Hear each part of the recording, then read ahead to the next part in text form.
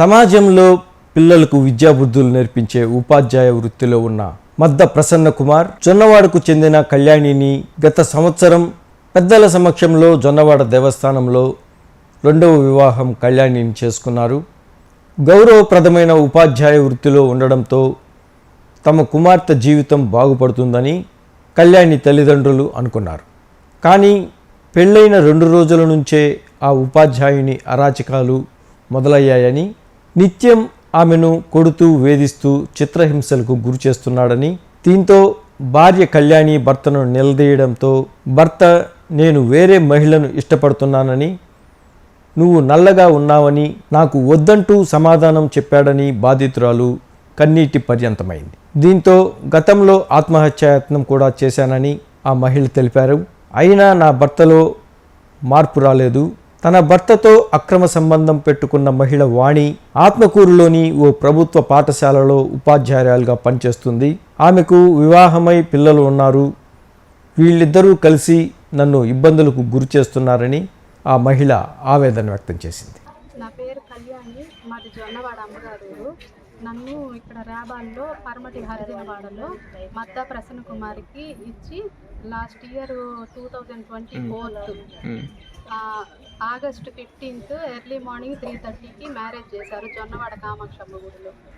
ఇంకా చేసుకున్న రోజు నుంచి నన్ను అతను ఇల్లీగల్ కాంటాక్ట్లో ఉండి ఆమె పేరు వాణి, ఆమె ప్రస్తుతం బుచ్చిలో ఉంటున్నారు.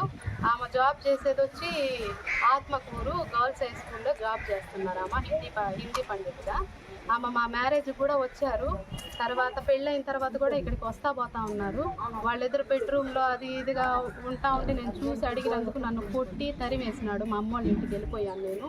ఆ తర్వాత ఇంక నన్ను హింస పెడతానే ఉన్నాడు ప్రతిరోజు. నేను అన్నం పెడితే తినడు, నాతో మాట్లాడు, కనీసం ఒక పడకలో కూడా ఉండేది ఏం లేదు మేమిద్దరం. తర్వాత నైట్ టైం ఒకవేళ పడుకో ఉన్నా కానీ ఆమె వీడియో కాల్లో ఎప్పుడు 24 hours వీడియో కాల్లోనే ఉంటుంది. ఎప్పుడు నాతో మాట్లాడినదే అతన్ని.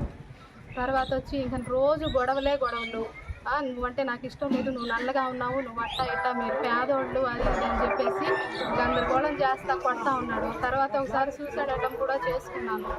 అతను బాగా ఇబ్బంది పెడతా ఉన్నాడు. వెళ్ళిపో, పెళ్లి చేసుకున్న ఫస్ట్ నెలలో 50,000 ఇస్తానన్నాడు, 2వ నెలలో 1,00,000 రూపాయలు ఇస్తానన్నాడు, 3వ నెలలో 1.5 లక్షలు ఇస్తానన్నాడు. ఇట్లా చెప్పుకుంటా వస్తున్నాడు.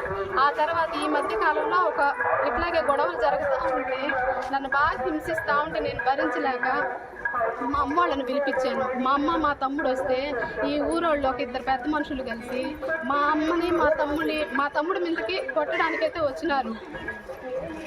ఆ ప్రసన్న కుమారు ఇంకొక వ్యక్తి కూడా ఉన్నాడు. ఆ వ్యక్తి పేరు కూడా తర్వాత చెప్తాను. ఆ తర్వాత మా అమ్మని మా తమ్ముడిని కొట్టడానికి వచ్చారు. మా ఆయన అయితే కొట్టను కూడా కొట్టాడు. మద్ద ప్రసన్న కుమార్ మా హస్బెండ్ మా తమ్ముడిని కొట్టాడు. తర్వాత ఇంకా ఎట్లోకట్లాగా సర్ది పెట్టుకొని వెళ్ళిపోయారు వాళ్ళు, నన్ను ఇక్కడే వదిలేసి. ఆ మరుసటి రోజున ఇక్కడ ఒక రెడ్డి ఉంటే ఆయన దగ్గర తీర్మానానికి వెళ్ళి ఎంతకంత డబ్బులు ఇస్తాను వెళ్ళిపోండి అని చెప్పి అన్నారు. నాకు డబ్బులు వద్దు, నాకు నా భర్తే కావాలని చెప్పేసి నేను ఇక్కడే కూర్చున్నాను. తర్వాత ఇంకప్పటి నుంచి నన్ను భయంకరంగా నాకు అన్నానికి ఇచ్చేది లేదు, కనీసం మంచినీళ్ళు తాగడానికి కూడా లేదు. నన్ను బాగా హింసిస్తూ ఉన్నాడు. ఇక నా వల్ల కాక ఆఖరి రోజున మా అత్త మా హస్బెండ్ ఇద్దరు కలిసి నన్ను బాగా కొట్టారు. ఆ గ్రూప్ కూడా నా ఫోన్లో నేను రికార్డ్ చేసి పెట్టుకొని ఉన్నాను. బాగా కొట్టారు వాళ్ళిద్దరూ కలిసి. ఆ తర్వాత నేను భరించలేక నేను పాయిజన్ తీసుకున్నాను. పాయిజన్ తీసుకున్న తర్వాత నన్ను హాస్పిటల్లో అడ్మిట్ చేశారు. హాస్పిటల్లో అడ్మిట్ చేసిన తర్వాత మే 25 అడ్మిట్ చేసిన తర్వాత అక్కడి నుంచి డిశ్చార్జ్ అయ్యి ఇంటికి వచ్చాను. సరే, అక్కడ నేను హాస్పిటల్ బెడ్ మీద ఉండంగానే ఇతను మధ్యస్థం చేపించి 5 లక్షలు ఇస్తాను, 3 లక్షలు ఇస్తాను, 4 లక్షలు ఇస్తాను అని చెప్పేసి నేను బెడ్ మీద ఉండంగానే అతను మధ్యస్థానం కూడా నా దగ్గర ఉన్నాయి. తర్వాత నాకు డబ్బులు వద్దు, నాకు నా భర్త కావాలా, నాకు కాపురం కావాలని చెప్పేసి ఎమ్మెల్సీ నా దగ్గర ఎమ్మెల్సీ తీసుకున్నారు. కనీసం నేను ఎమ్మెల్సీకి కూడా నేను వెళ్ళలేదు. బుచ్చి స్టేషన్కి నాకు నా భర్తే కావాలని చెప్పేసి నేను వెళ్ళలేదు. తర్వాత ఇంకా అప్పటి నుంచి అట్లాగే ఉన్నాను. నేను ఫోన్ చేస్తున్నాను, నా నెంబర్ బ్లాక్ చేసేస్తున్నాడు. మెసేజ్లు పెట్టినా కానీ రిప్లై ఇవ్వడం లేదు. ఆ మెసేజ్లు కూడా ఉన్నాయి నా దగ్గర, నేను ఏమేమి పెట్టున్నాను కూడా. తర్వాత వచ్చి ఆయన ఇంకా అన్ని రోజులు అయిపోయినాయి, ఆయన రాలేదు. వీళ్ళు మా వాళ్ళు ఏంటంటే సరే కంప్లైంట్ ఇద్దాము, అట్లాగన్నా అతను దారికి వస్తాడులే అని చెప్పేసి వీళ్ళు అన్నారు. అమ్మ కంప్లైంట్ వద్దు, నాకు నా భర్త కావాలి, ఇన్ని రోజులు అయిపోయింది కదా, సరే వెళ్తే నన్ను చూసుకుంటాడేమోలే, ఆయన రాకపోయినా పర్వాలేదని మా ఇంట్లో వాళ్ళకి చెప్పకుండా వచ్చేసాను.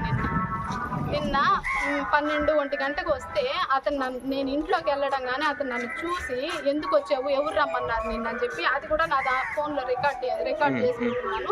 ఎందుకు వచ్చావు, దేనికి వచ్చావు, ఎవరు నువ్వు నా ఇంట్లోకి రావడానికి అని చెప్పేసి నన్ను కొట్టి బయటికి తోసేసి లాక్ వేసేసుకున్నాడు. ఇక ఎంత డోర్ కొట్టినా కానీ ఓపెన్ చేయడం లేదు. కనీసం నాకు మంచినీళ్ళు కూడా ఇచ్చే గతి లేదు. కనీసం నాకు దాహం వేస్తుంది, డోర్ తీయన్నా కానీ డోర్ తీయలేదు.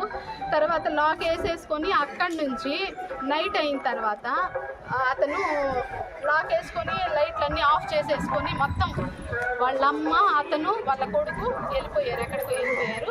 వాళ్ళమ్మ మాత్రం పక్కింటి వాళ్ళ ఇంటి దగ్గరే ఉంది. వాళ్ళమ్మ మాత్రం రాలేదు.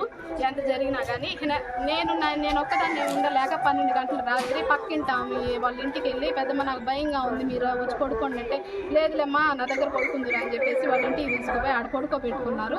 మళ్ళీ ఎర్లీ మార్నింగ్ లేసి వచ్చాడు, కూర్చున్నాను. తర్వాత అతను పొద్దున్నే వచ్చిన తర్వాత నాకు బాగా దాహంగా ఉంది. నేనంతా అన్నం తినలేదు. ఈరోజు కూడా నాకు ఇంకా బాగా దాహం వేసిపోయింది. ఏమండి డోర్ తీయండి, నాకు బాగా దాహంగా ఉంది, నువ్వు ఇటు లాక్ చేసుకొని వెళ్ళిపోతే ఎట్లాగాని అంటే ఆమెను పట్టుకొని కొట్టి నన్ను నానా మాట్లాడిగాడు. అది కూడా నా దానిలో రికార్డింగ్ ఉంది, నా ఫోన్లో, అది కూడా రికార్డ్ చేసుకుంటాను. కొట్టాడు, వీపు మీద కొట్టాడు, గాజులన్నీ పగిలిపోయినాయి. పొద్దునైతే బాగా బ్లడ్ కూడా వచ్చింది, కనిపిస్తుందా? ఫస్ట్ పెద్దది అక్కడ ఒక పెద్ద కొయ్యి ఉంది, అది ఎత్తినాడు, పెద్దగా అరిచేసిన తర్వాత పక్కింటి వాళ్ళు వచ్చారు అడ్డం తీయడానికి. ఆమెను అక్కడి నుంచి మాప్ చేస్తారు కదా, స్టీల్ కర్ర ఉంది అక్కడే ఉంది, దాన్ని తీసుకొని బాదిన తర్వాత గాజులన్నీ పగిలిపోయినాయి. నేను ఆయన తోసుకొని ఇంట్లోకి వెళ్ళిపోయినా కానీ కాళ్ళు పట్టుకొని బయటికి లాగి ఈడ్చి పడేసి డోర్ వేసేసి ఆమెను బాగా కొట్టాడు, జుట్టు పట్టుకొని పీకి బాగా బయట దాకా ఈడ్చినాడు. అడ్డే వేసి కావాలన్నా నా భర్త నాకు కావాలి, నేను అందుకోసం ఆయన మీద కంప్లైంట్ కూడా ఇవ్వలేదు. ఇప్పుడు నన్ను కొట్టి బ్యాగ్ తీసుకొని వెళ్ళిపోయాడు. ఎక్కడికి వెళ్ళిపోయాడు? ఈడ్చాడు, అక్కడి నుంచి ఈడ్చాడు. ఇదిగోండి చీర కూడా తడిచిపోయింది, చీర కూడా చిరిగిపోయింది. లోపల నుంచి ఈడ్చుకుంటా వచ్చేసాడు బయటకి. వీడియో తీయడానికి నాకు లేదు కాబట్టి వాయిస్ రికార్డ్ చేసి. ఇంత జరుగుతుంటావు మీ అత్త కానీ వాళ్ళు కానీ ఎవరు మాట్లాడాలా? ఏమి బంధువులు కానీ? మా అత్తమ్మ ప్రస్తుతానికైతే ఏం మాట్లాడలేదు. ఆమె బయటకు ఆమె అక్కడికి వెళ్ళిపోయి డోర్ లాక్ చేసేసుకుంటుంది. ఆమె అయితే బయటికి రాలేదు, ఏం మాట్లాడలేదు. కానీ వాళ్ళిద్దరూ అంటే ఇప్పుడు ఇది జరగబోయే 5 minutes ముందుగా వాళ్ళిద్దరు బ్యాగులు తీసుకొని వాళ్ళ ఇంటికి వెళ్ళారు. వాళ్ళ ఇంటికాడ పెట్టుకున్నారు బ్యాగులు తీసుకొని. ఆమె లోపలికి వెళ్ళిపోయి డోర్ వేసుకుంది. ఇతను మాత్రం లోపలికి వెళ్ళాడు. నాకు బట్టలు ఉన్నాయి కదా, నేను ఏం వేసుకోవాలి, నువ్వు డోర్ వేసుకోకపోతే అని నన్ను అడిగాను. అప్పుడు బయటకు వచ్చాడు. నన్ను పట్టుకొని ఈడ్చుకుంటా వచ్చి ఈ 2 గేట్లు అడ్డం పడిపోయి నన్ను బాగా కొట్టి చేతుల మీద కొట్టి ఆ నుంచి నన్ను ఈడ్చుకుంటా వచ్చి బ్యాగ్ తీసుకొని అతను వెళ్ళిపోయాడు బైక్. ఆయన వచ్చి గవర్నమెంట్ టీచరు, అన్నారెడ్డిపాలెం, ఈ పక్కనే అన్నారెడ్డిపాలెం. అదేనన్నా, యూపీ స్కూల్లో గవర్నమెంట్ టీచరు. ఆయన ఏమంటాడంటే, నాకు నువ్వంటే ఇష్టం లేదు, నీ మొహం చూస్తే నాకు నచ్చడం లేదు, నాకు తెల్లగా ఉండేవాళ్ళు అంటేనే ఇష్టము. ఆవిడ తెల్లగా ఉంటుంది. ఆవిడ నాకు పిల్లలు లేరన్నా, రీసెంట్గా మ్యారేజ్ అయింది, 10 months అవుతుంది. అది నాకు ఇష్టం లేదు. అంటే మీరు ఇష్టపడి చేసుకున్నారా, పెద్దలు కుదిర్చారమ్మా? నేను ఇష్టపడి అంటే బిఫోర్ అతను నాతో మాట్లాడుతూ ఉండేవాడు. ఆయన మెసేజ్లు కూడా నా ఫోన్లో ఉన్నాయి, నేను డిలీట్ చేసి పెట్టుకోలేదు. ఫోన్ కాల్స్ మెసేజ్లు అన్నీ నా ఫోన్లో ఉన్నాయి. ఆ తర్వాత ఆయన నన్ను ఇష్టపడే చేసుకున్నారు, నేను ఇష్టపడే చేసుకున్నాను. ఇద్దరు బాండింగ్ అంతా బాగానే ఉంది. ఎప్పుడైతే మేము పెళ్లి చేసుకున్న తర్వాత ఇక నాకు నువ్వు నచ్చలే, ఆమె వచ్చింది, నన్ను చూసింది, నన్ను అడిగింది. తర్వాత అంటే మాకు మ్యారేజ్ అయిపోయింది కదా, ఆ రోజు ఆఫ్టర్నూన్ వచ్చారు మా ఇంటికి. వచ్చిన తర్వాత నేను పైన పడుకొని ఉన్నాను. అంటే నైట్ మ్యారేజ్ అయింది కదా, అందుకని నేను రెస్ట్ తీసుకుంటా పడుకొని ఉంటే పైకి వచ్చిన తర్వాత ఆమె నన్ను అడిగింది, మీరిద్దరు బాగున్నారా, హ్యాపీగా ఉన్నారా అని అడిగింది. బాగా హ్యాపీగా ఉన్నామని చెప్పాను. అంతే. ఇక నన్ను దగ్గరికి రానియడం ఆపేశాడు. ఇక ఏమి మా ఇద్దరి మధ్య రిలేషన్ లేకుండా చేసేసాడు. ఆమెకి మ్యారేజ్ అయిపోయి ఒక కొడుకున్నాడు, హస్బెండ్ కూడా ఉన్నారు.